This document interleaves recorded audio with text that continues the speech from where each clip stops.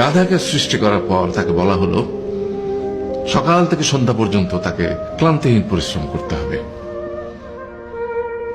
সারা জীবন তাকে পিঠে ভারী বোঝা বইতে হবে, খেতে পাবে শুধু ঘাস, আর তার মাথায় কোনো বুদ্ধি থাকবে না। তার আয়ু হবে 50 বছর। গাধা করজোড়ে সৃষ্টিকর্তাকে বলল, আমি এত বছর বাঁচতে চাই না, আমাকে 20 বছর আয়ু দেওয়া হোক। সৃষ্টিকর্তা সেটাই মঞ্জুর করলেন। কুকুরকে যখন সৃষ্টি করা হলো তখন তাকে বলা হলো যে সে হবে মানুষের সবচেয়ে বড় বন্ধু, কিন্তু সে খাবে মানুষের উচ্ছিষ্ট, এবং তার আয়ু হবে 30 বছর। কুকুর সৃষ্টিকর্তাকে বললো, আমি এত বছর বাঁচতে চাই না, আমাকে 15 বছর আয়ু দেওয়া হোক। সেটাই মঞ্জুর করা হলো। এরপর বানরকে বলা হলো, তুমি শুধু গাছের এ ডাল থেকে ও ডালে ঝুল খাবে এবং নানান রকম ফন্দি ফিকির করে মানুষকে আনন্দ দেবে, তোমার আয়ু হবে 20 বছর। বানর বলল, আমি 20 বছর বাঁচতে চাই না, আমাকে 10 বছর দেওয়া হোক। সেটাই মঞ্জুর করা হলো। এবার এলো পুরুষ মানুষের পালা। তাকে বলা হলো যে তুমি হলে প্রাণীগুলোর মধ্যে সবচেয়ে বিচক্ষণ এবং বুদ্ধিমান, সেই জন্য তোমাকে প্রাণীদের শিরোমণি করা হলো এবং তোমার আয়ু হবে 20 বছর।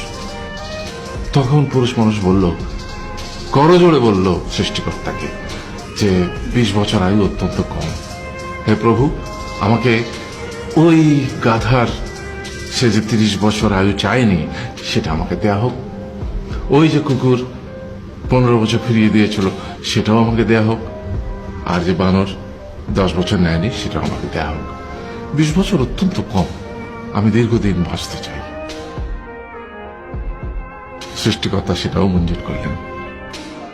তারপর কি হলো? সেই থেকে ছেলেরা পুরুষ মানুষ হিসেবে বাঁচে 20 বছর, তারপরের 30 বছর সংসারের বোঝা পিঠে করে বয়ে বেড়ায়, সেটা কার মতো? গাধার মতো।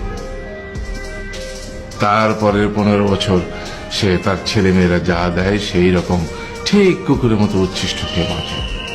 আর তারপরে বৃদ্ধ বয়সে ঠিক বানরের মতো, যেমন গাছের এডাল থেকে ওডাল ঝুল খায় বানর, তেমনি এই ছেলের বাড়ি থেকে ওই ছেলের বাড়ি আর নানান রকম ফন্দি ফিকির করে তার নাতি নাতনিদের আনন্দ দেওয়ার চেষ্টা করে।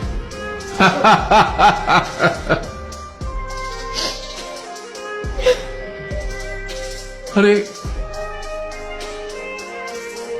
এই থাম, কাঁদছিস কেন? তোমাদের কত দুঃখ বাবা।